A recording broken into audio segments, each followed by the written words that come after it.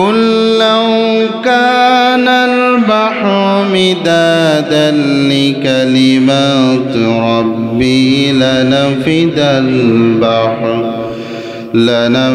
البحر قبل أن تنفد كلمات ربي ولو جئنا بمثله مددا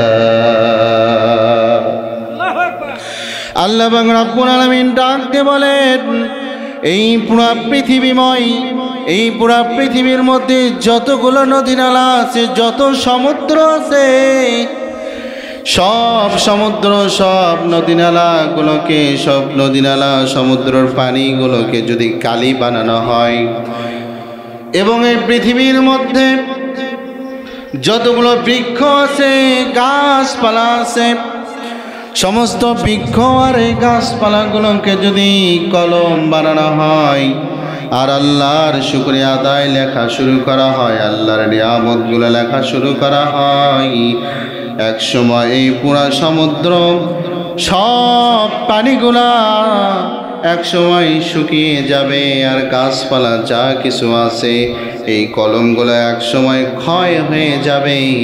তারপরও আমার আল্লাহর নিয়ামত শুকরিয়া আদায় করা শেষ হবে না। সুবহানাল্লাহ। অথচ আমরা নামাজ পড়তে চাই না, আল্লাহর হুকুমগুলো মানতে চাই না, আল্লাহর পথে আমরা চলতে চাই না, ঠিক কিনা? আল্লাহর পথে আমরা চলতে চাই না, নামাজ পড়ি না, অথচ আবার বলি আমরা ঈমানদার। আমরা কি ঈমানদার? আমরা দাবি করি আমরা ঈমানদার। আমরা মুখে বলি একটা, কাজে আর একটা। আল্লাহ দেখেন কি বলতেছেন, ওয়ামিনান নাসি মান ইয়াকুলু আমান্না বিল্লাহি ওয়া বিল ইয়াউমিল আখির ওয়া মা হুম বিমুমিনিন।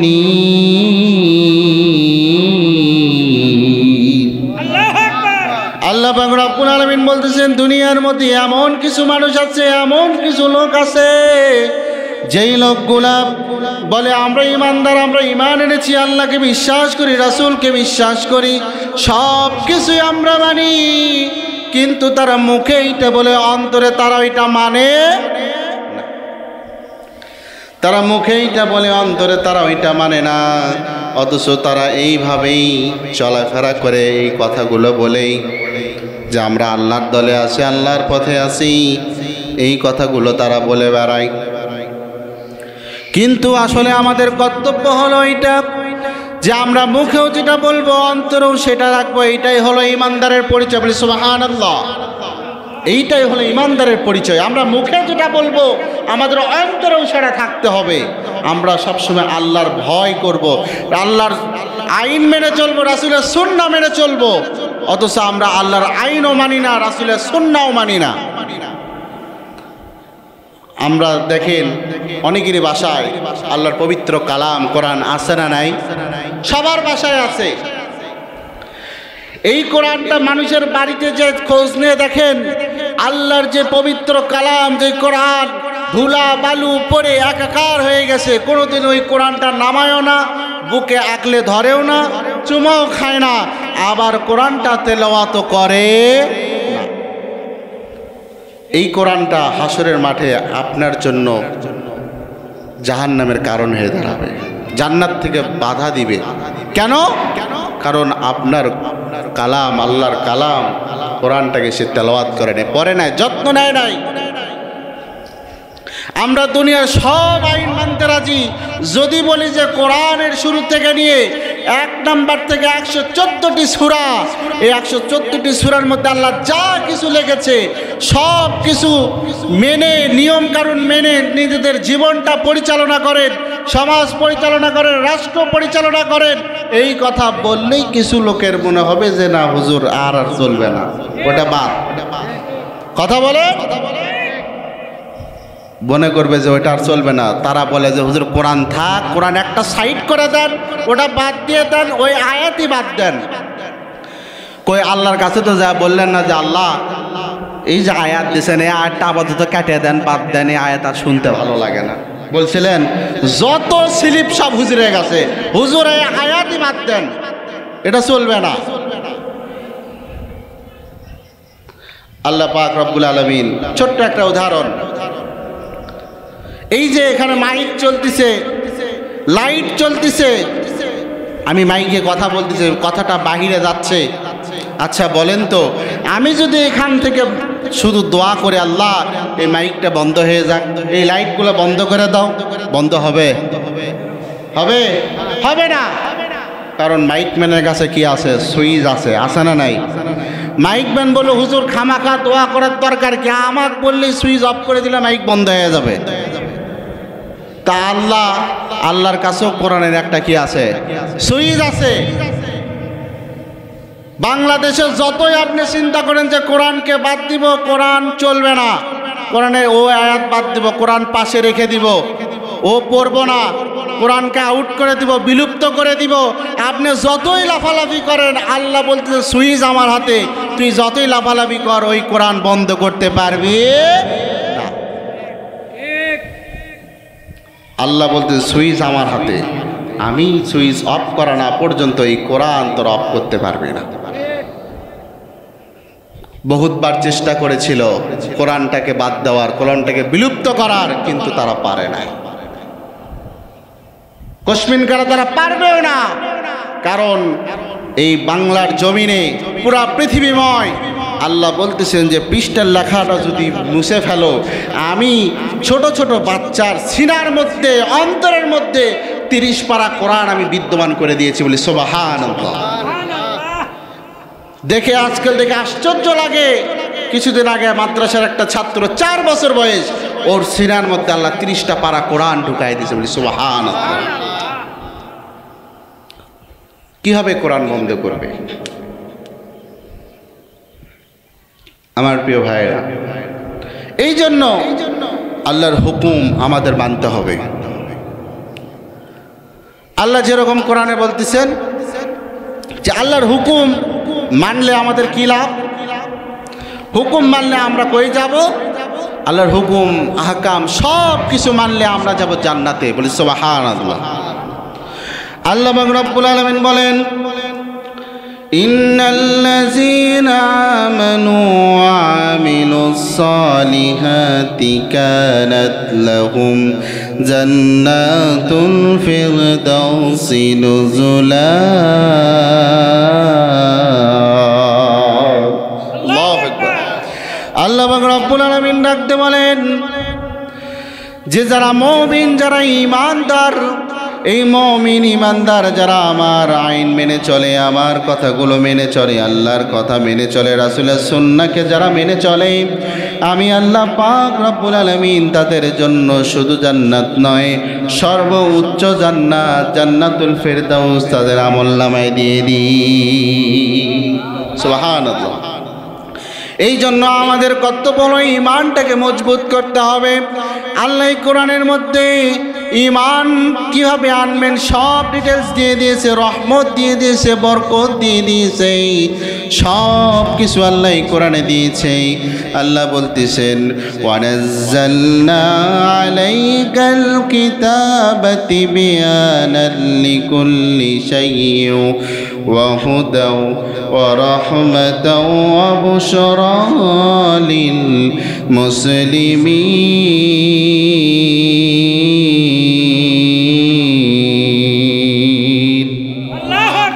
আল্লাহ পাক রব্বুল আলামিন বলেন তোমাদের মাঝে যে কিতাব আমি আল্লাহ দিয়েছি, এই কিতাবের মধ্যে রহমত দিয়েছি, বরকত দিয়েছি, তোমাদের জীবন চালাতে যা যা লাগবে এই কিতাবের মধ্যে আমি আল্লাহ 1000 বছর আগে সব লিখে দিয়েছি।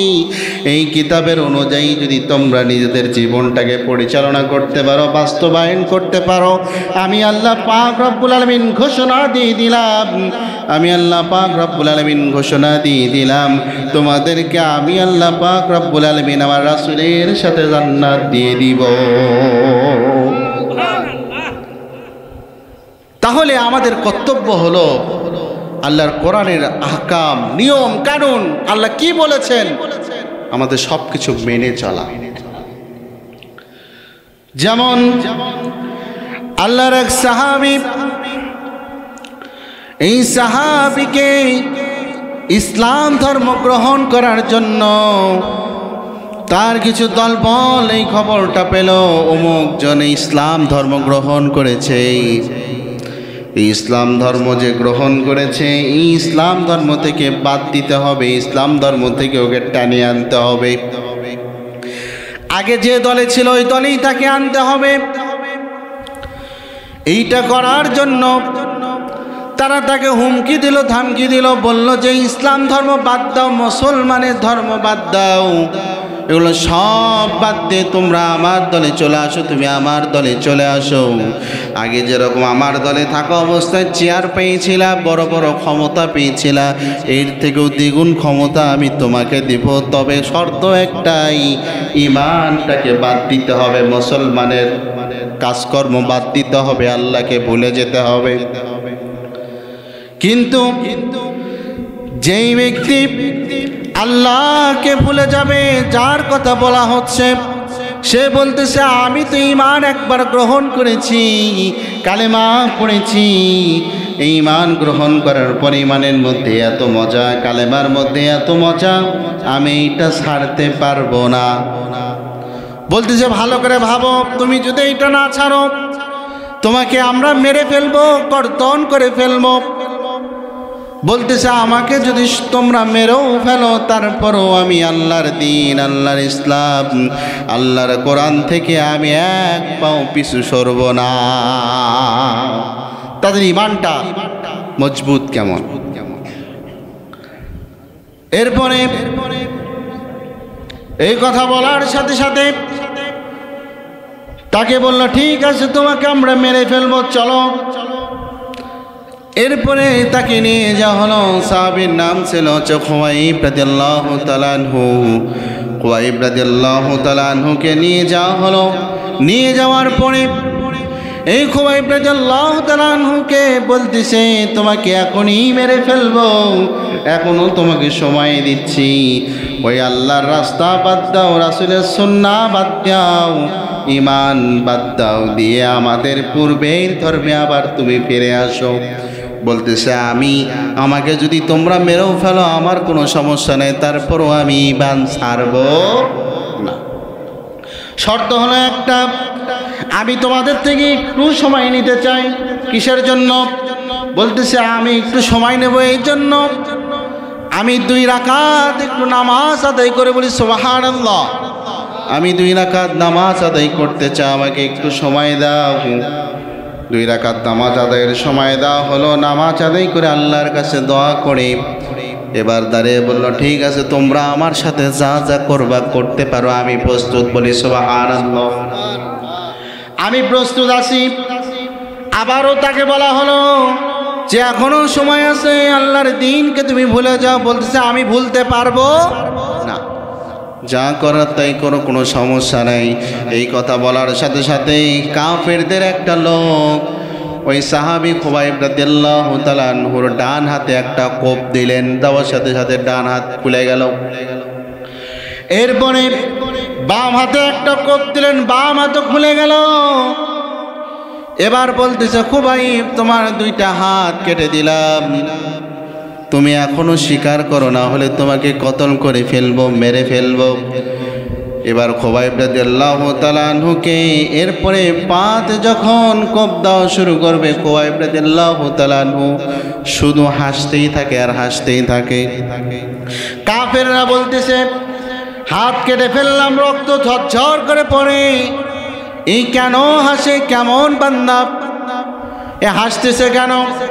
খুবাইব রাদিয়াল্লাহু তাআলা আনহু বলে তোমরা আমার 2টা হাত কেটে ফেলছো, আমি বুঝতে পেরেছি, কিন্তু আমি এই জন্যই হাসি, আমি চোখটা বন্ধ করে দেখলাম আমি খুবাইব যেন জান্নাতের মধ্যে ঘোরাফেরা করতেছি। সুবহানাল্লাহ, ইমানদারটা কেমন, তার হাত কাটা হচ্ছে, পা কাটা হচ্ছে, তাকে মেরে ফেলা হচ্ছে, সে হাসতেছে এই জন্য, সে বলতেছে যে আমি চোখ বন্ধ করে দেখি আমি যেন জান্নাতের মধ্যে ঘোরাফেরা করতেছি। বলি সুবহানাল্লাহ। অথচ আমাদের নামাজ। কেমন নামাজ? আমরা মুসলমান, কেমন মুসলমান? পরিপূর্ণ মুসলমান এখনো হতে পারি নাই। আমরা যখন কবরে যাব, কবর আমাদেরকে চিনবে না, শুধু আমাদের নেকা আমলটাকে চিনবে। নবীর মেয়েকেও কবর চেনে নাই।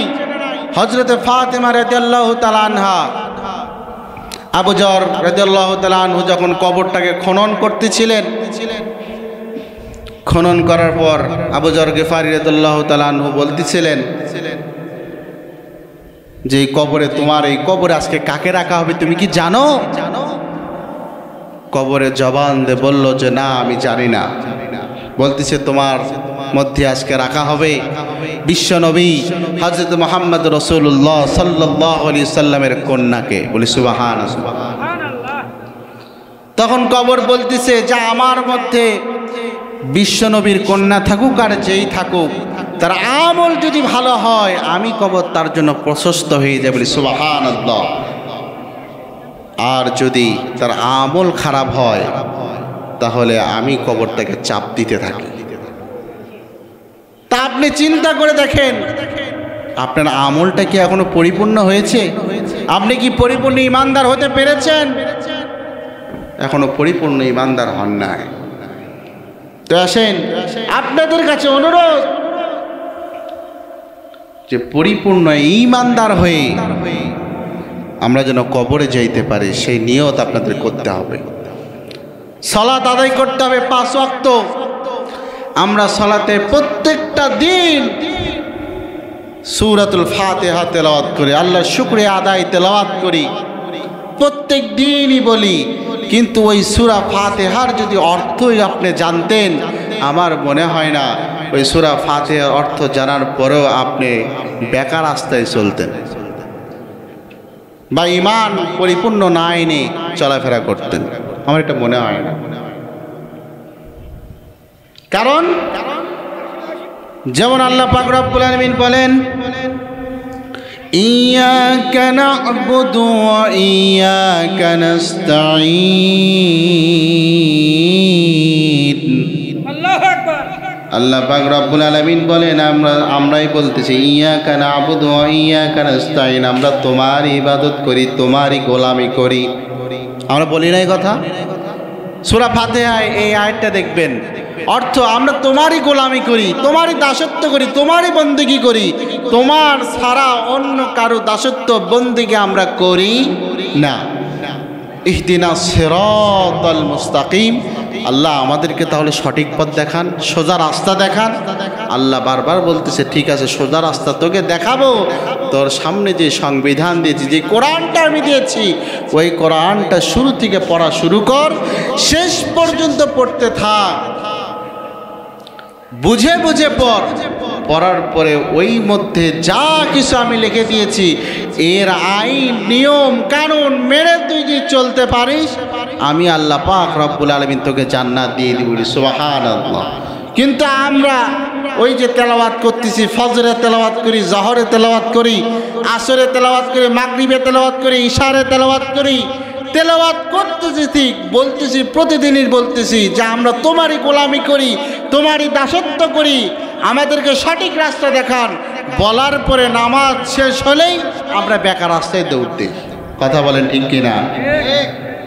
বলতেছি ঠিকই, কিন্তু নামাজ শেষ হলেই আমরা অমুকের জমির আল ঠেলি, ওদিক দিয়ে চুরি করি, ডাকাতি করি, আবার এসে উঁচু করে বলতেছি আল্লাহু আকবার, আমি খাঁটি মুসলমান। এই মুসলমানের দাম আছে? কথা বলেন, দাম আছে? দাম নাই। এই দুনিয়াটা হলো আমাদের জন্য ফাও। এই দুনিয়াতে আমাদের কোনো কাজ নেই। আমাদের বাজার করতে হবে আখেরাতের বাজার। আমরা জান্নাতে যাবো, জান্নাতের বাজার আমাদের করতে হবে। একজন স্ত্রী সকালবেলা রান্না করবে, বোতলে দেখে তেল নাই, কি নাই? তেল নাই। সয়াবিন তেল আনার জন্য আগেকার মানুষেরা যারা আছেন তারা জানেন, আগে কিন্তু কাচের বোতলে তেল দিত। কিসের বোতল? কাচের বোতল।